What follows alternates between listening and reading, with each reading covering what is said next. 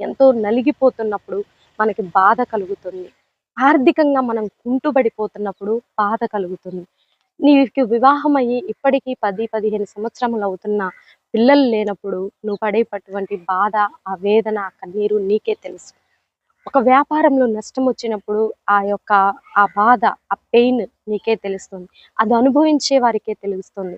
ఏ కష్టంలోనైనా, నష్టంలోనైనా మనకి ఆ బాధ అనేది అనుభవించే వారికే తెలుస్తుందండి.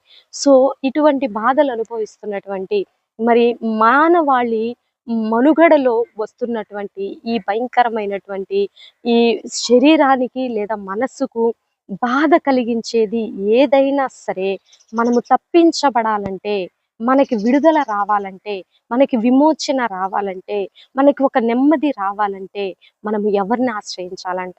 ఆయన్ని ఆశ్రయించాలి. ఆయనెవరు? ప్రభు అయిన యేసుక్రీస్తు ప్రభువారు.